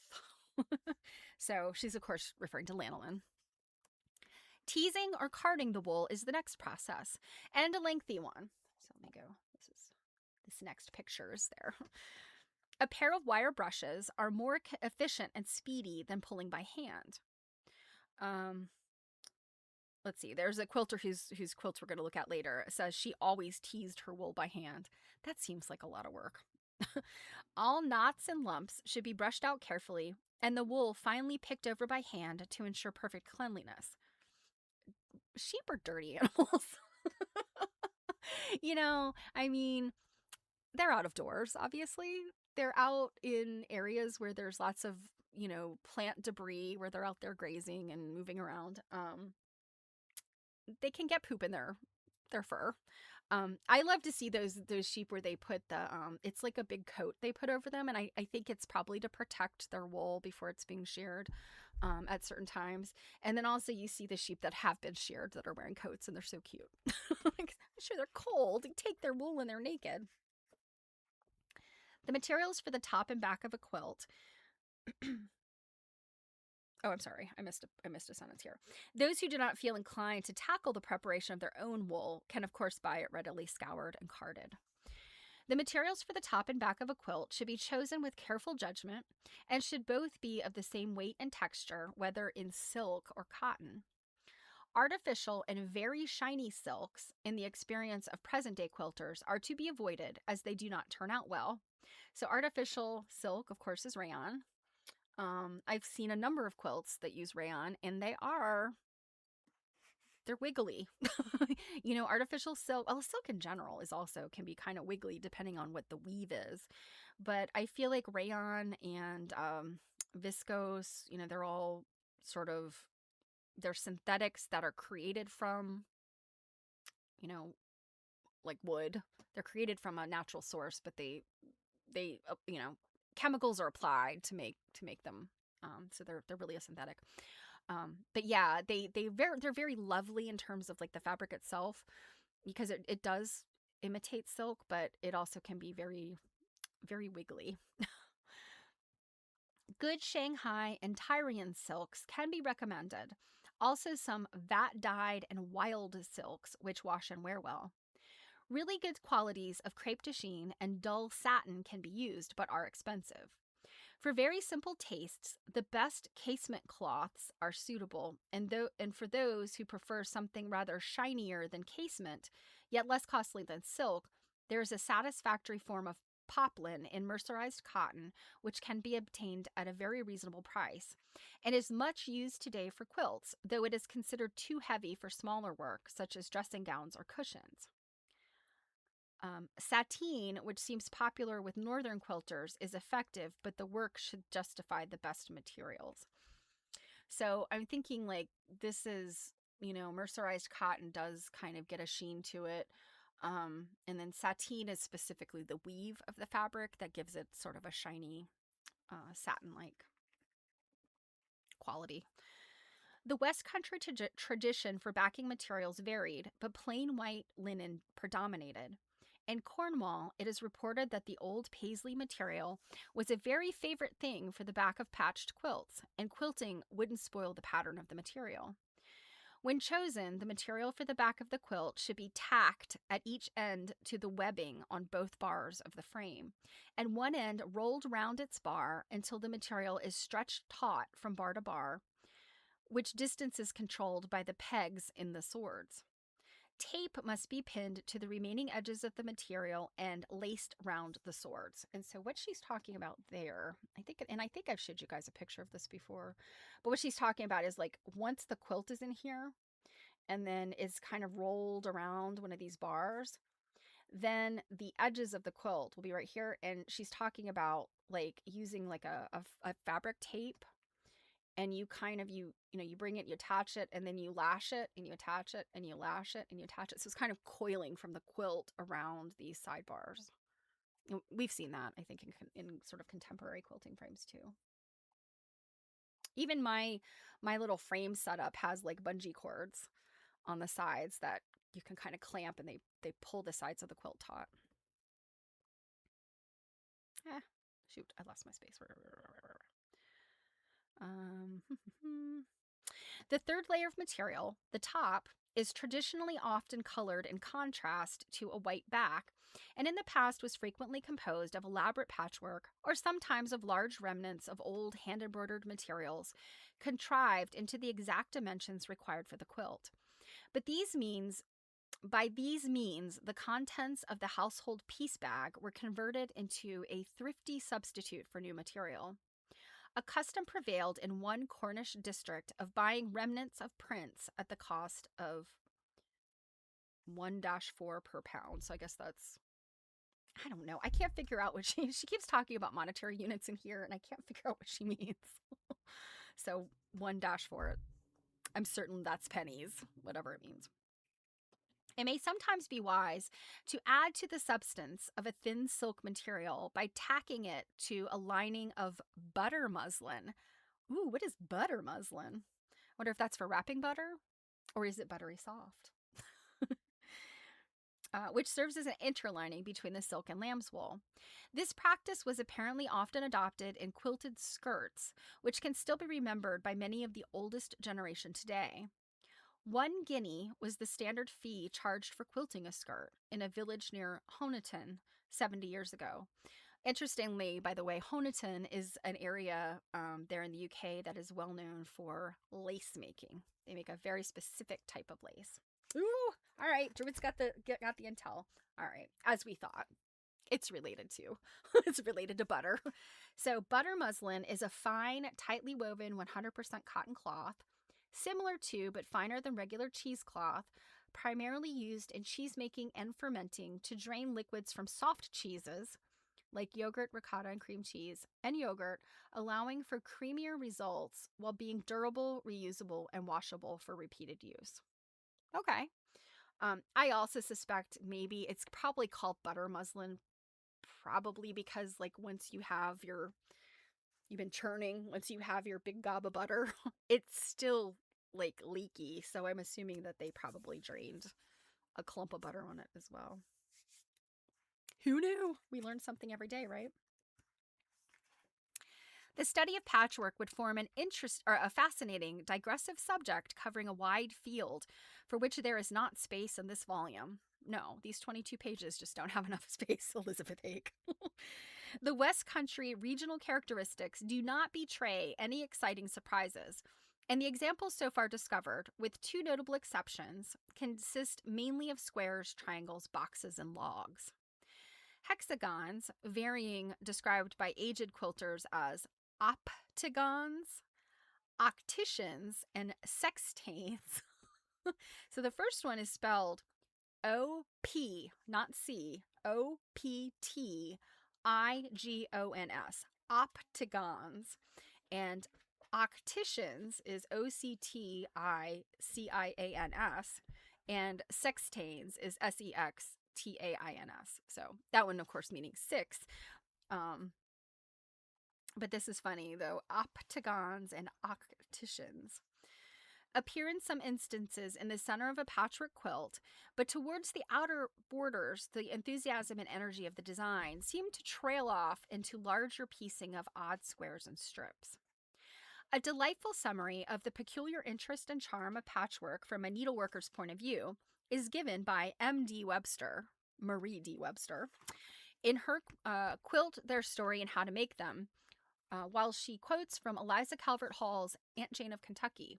How much piecin' a quilt is like living a life. Many a time I've sat and listened to Parson Page preachin' about predestination and free will, and I've said to myself, if I could just get up to the pulpit with one of my quilts, I could make it a heap plainer to folks than Parson's making it with his big words.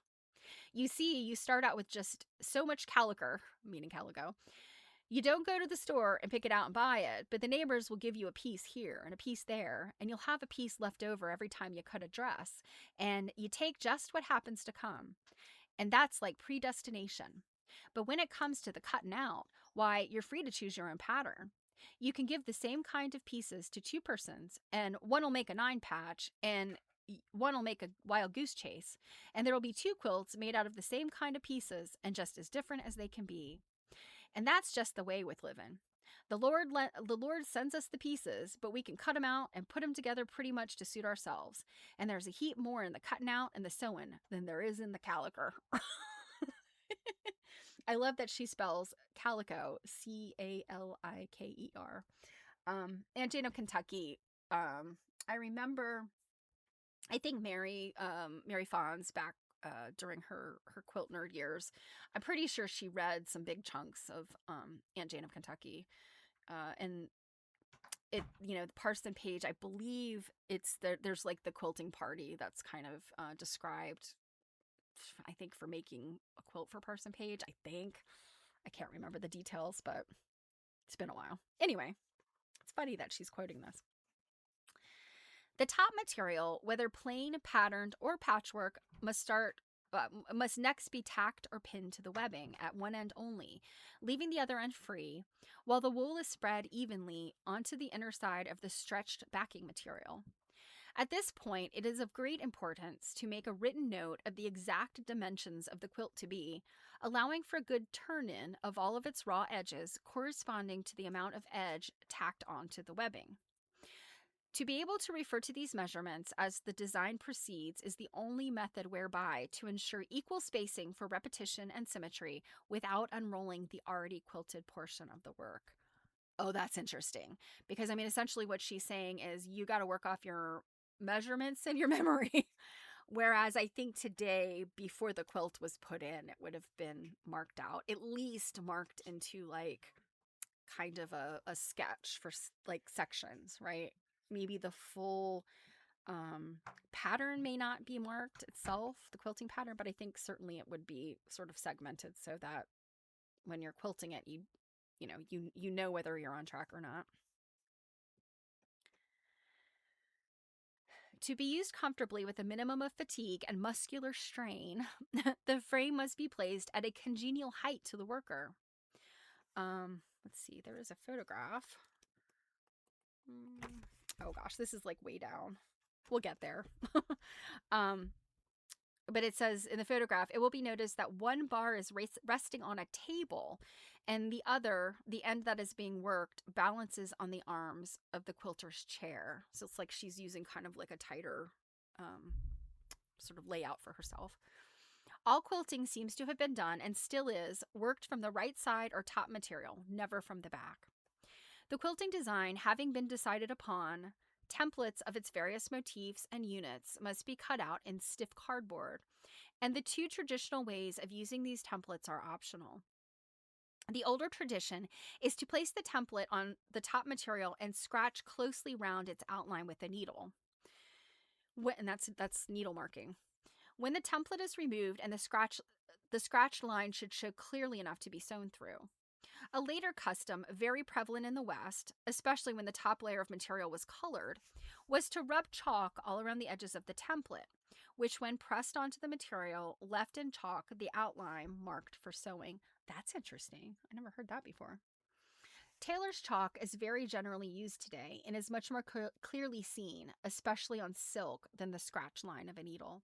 I often feel like, I mean, I understand what, the needle marking, and essentially it's like taking your needle and pressing, you kind of hold it like at an angle and press it into the fabric and kind of draw it along, and it's just compressing the fabric just like the threads just enough that you could kind of see a little line. You can do that with your fingernail, really. But I would worry, like, especially with silk, and that's probably why people didn't do that on silk, is like that dragging can like pull bits of the fiber up. I feel like something that's smoother than the point of a needle is better, but who am I? Rather than sewing silk, number 40 cottons should be used for all materials. No one would notice that the stitches are in cotton, which has been proved to be in every way more satisfactory for working than silk. This is interesting because, honestly, silk is stronger than cotton. Silk will cut cotton.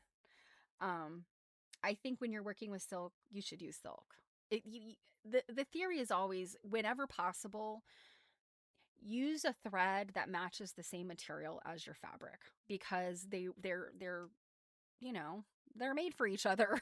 If you use some other kind of material, it can either be harder on their fabric, or the fabric will be harder on the thread. So, and the interesting thing about silk, depending on how the silk is woven, if you've got an even weave silk, like a silk dupioni, you can just unravel silk off of the end of the yardage and use that as your thread. So, like with silk, you can literally get your thread and your fabric out of a silk purchase. Yeah, I feel like, deterioration of cotton in silk is interesting. I'm surprised by this, even though I've seen lots of quilts that have, like, especially crazy quilts. You've got not really quilting, because crazy quilts are generally not quilted, but you've got cotton in there to stitch edges together and stuff. Okay. Specially short needles are necessary, not more than 1/8 inches long. These are easily obtainable and are often known as between needles. Knots in the cotton should only be made when near the raw edges where they can be hidden. Otherwise, throughout the work, the ends of cotton, after a back stitch has been made, should be left nearly 2 inches out of the material, both in beginning and in ending off, and be coaxed with the needle through the top material into the wool. Coaxed? No. Sorry, sis. You got to pop that needle through and keep moving.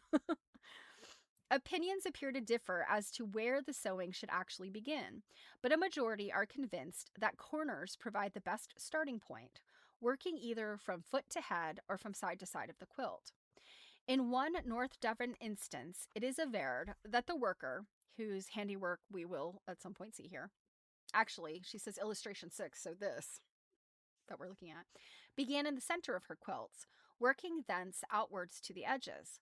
This method also obtained in some parts of Cornwall in order, it is stated, to avoid puckering. In the traditional quilting districts today, working from one side to the other seems generally favored. In the past, where the habit of using chalk prevailed, the whole design was, in rare cases, marked out before the sewing began. But usually, as it is today, the pattern would be marked in portions not more than 10 to 12 inches deep from the end at which the sewing started. The marking continued as the quilt proceeded, and the chalk lines being brushed off as the sewing was accomplished. For marking squares or diamonds, in the old method, a piece of fine string rubbed in chalk was extended from a pin at each end and then snapped up and down like a violin string, which would leave its mark in chalk clearly enough to be followed in sewing. Today, a long ruler is commonly used. So that snapping a line, that's a carpenter's tool. That chalk covered line, and then snap it to make your line. Lots of carpenters. That's how they line things up. Tile workers. They all use that. The exact form of stitchery is aptly described in Mrs. Robert Scott's pamphlet, already quoted, as a running or darning stitch, not a stab stitch. 2 or 3 stitches at a time can be run, and the first finger of the left hand must be held under the frame to be pricked each time the needle pierces the 3 layers of material, in this way securing them together with such perfect regularity of stitching as to make it impossible to say from which side the quilting was sewn. I struggle with this. I will probably struggle with this my entire life. My stitches on the top are longer than my stitches on the bottom. I have such a hard time doing that rocking stitch. This sacrifice of left-hand fingers sounds more painful than it is in reality. I don't know about you, Elizabeth Hake, but I have had some really painful fingers. As a hardening process soon takes place, and after a short time, except in rather rare instances, very little of the pricking is felt. I mean, yes, when you build up a callus, but if you stop quilting for a few days, the callus starts to go away. Evenness in spacing the stitches is a criterion of good quilting and can only be acquired gradually after a considerable amount of patient practice. Neither can speed be easily achieved by the inexperienced quilter, but should increase with familiarity and improving skill. The alternatives to the running stitch are back stitch and chain stitch, but these are unsightly on the wrong side and therefore should be used only for objects which are not required to be reversible, as in the past where they were sometimes used in quilted petticoats. Well, that's interesting because, contemporary Welsh quilt historians, Jen Jones being one, that back stitch was definitely a Welsh thing. And if you look at the Welsh quilts, they are wool often. They're pretty thick. And the needle rocking doesn't work out really well on them. So I think that's why that back stitch was used in Welsh quilting, at least on some of their quilts. It will be found that it is only possible to sew to a depth of about 11 inches at a time from the edge of the frame. Right, so that's from your body outward, right? 11 inches. Yeah, that's like right in front of you. When this section has been quilted, it must be rolled over its bar, and the same amount of unquilted materials unrolled and stretched at the other end. A movable piece of muslin is useful and traditional to place on the finished work as it is rolled over, to protect it from being rubbed by the sleeve of the worker. Okay. When the quilt has been completed and taken off the frame, the raw edges of both top and back should be neatly turned in and tacked, then sewn together by 2 rows of running stitch about 1/8 of an inch apart. And she has a diagram for this, so let me grab that. Let's see.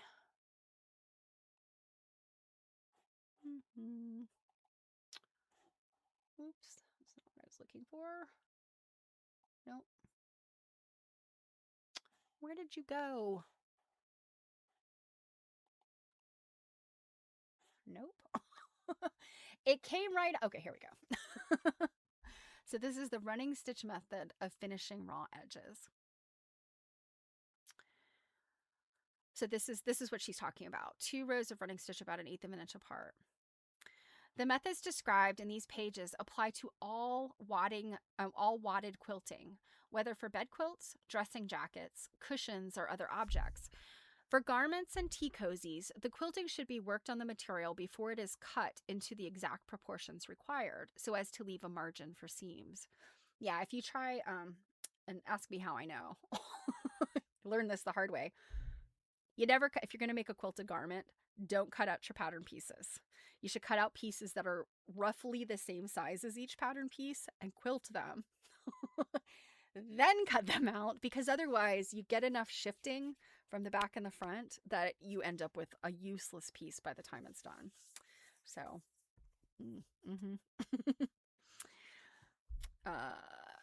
cutting out before the quilting was done, then stretching on a frame to quilt would inevitably pull the material out of shape. A word must be said about corded quilting, often called Italian quilting. Interestingly, all the corded quilting I know is French, whereas Italian quilting is trapunto, which is stuffed. Whether it originated in Italy or elsewhere, the fact that it was prevalent in England, as in any other European country during the 17th and 18th centuries, seems incontestable. Yet, in spite of the existence and many very beautiful examples of this work in museums and private hands in this country, it is difficult to obtain inherited information as to its technique. Well, today we know the boutique quilting that comes out of like Provence. Lots of people teach that now. It's well studied, so it's interesting. You know, that I guess she doesn't know much about it at this point. The materials consisted, as they do in the revival today, of 2 layers of material, usually fine white linen, actually not, but sewn together by an intricate and elaborate design, often arabesque, worked by means of 2 rows and back stitching about an inch apart, about a quarter of an inch apart, forming a narrow duct into which the cord was pushed through small holes cut at intervals in the back material. It's not actually pushed, it's pulled, because yes, the holes, but it's the cord itself is threaded onto a needle. It's a soft cording, and it's pulled through with the needle. Now, what she's really talking about is the forming this narrow area where cord is pushed. That's to create a stuffed area. So not like these corded channels for cording, they were definitely filled using a needle. So you'd have like a little opening and you pull the needle through, as far as you can, and pull it out, and then insert it back in and pull it back through. So I've taken a class in this. So this work is therefore not reversible. It depends on how well you close your holes up. There is an illustration later on that gives some idea of the effect on the right side of the work when the inserted cord stands out in relief. The minute and accurate stitchery, compared with that of the present-day sewing machine, must have entailed countless months of work on one object, and encourages the belief that this type of quilting was the prerogative of women who had a considerable amount of leisure at their disposal. The lack of warmth in corded quilting also supports the obvious theory that ornament was the author's chief aim, and they achieved it. By its author's chief aim, and they achieved it by exquisitely patient craftsmanship and delicate taste and design. Wherever possible, those wishing to learn quilting today would do well to have a few lessons from an experienced quilter rather than to rely entirely on written instructions. So we will leave off there. Thursday, we literally have like 2 pages of reading, and then the rest is all pictures. So we will likely, unless I come up with like some other topic, we will finish this book on Thursday. And then again, like at this point, it's mostly pictures. So that's interesting, right? You know, as much as I've had to kind of chop this book up for you guys, we're still going to finish it pretty quickly. And I mean, literally, it's like 22 pages long minus the illustration. So, but I do think, you know, like having gotten to this point, 3 chapters in, I mean, I really do think this is, she's really packed a lot of information to just a few pages. So, you know, just despite the, you know, the fangirling between Elizabeth Hake and Mavis Fitzsimmons when they were actually friends, you know, I do think that that you know these two women were you know very very devoted and dedicated. So, well, yeah, perfect timing, Jared, right? Somehow I sometimes manage to be right on time. All right, you guys. So for the rest of the week is business as usual. Knocking on wood. Tomorrow, Jill and I are picking up with Mauve. So I know a few of you are reading along, and if hopefully, I know some people were still waiting on their book. So hopefully you've got your book by now. And you know, and it's like we've said, if you haven't listened to us, it's pretty easy reading. This is the book, in case you're interested. It's by Simon Garfield. It's called Mauve: How One Man Invented a Color That Changed the World. It's very interesting. It's you know, kind of telling the life and times of this man, William Perkin. So hope you'll join us in that. If not, I will see you on Thursday. And yeah. So yes, have a great week, every nerd. And I will see you guys soon. So, you know, and again, Happy New Year. Despite the fact that 12 days in, it has not been very happy. I think that, you know, quilters come together. Quilters come together and make our days and our weeks happier right now. Come together. This is what we do. All right, guys. I'll see you later. Mwah! Bye!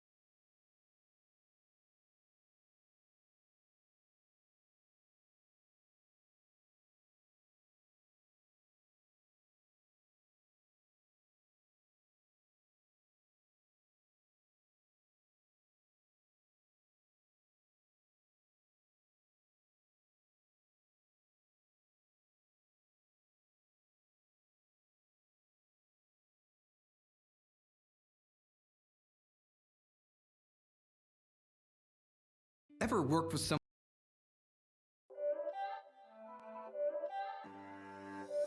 It's not a game, it's a rich thing.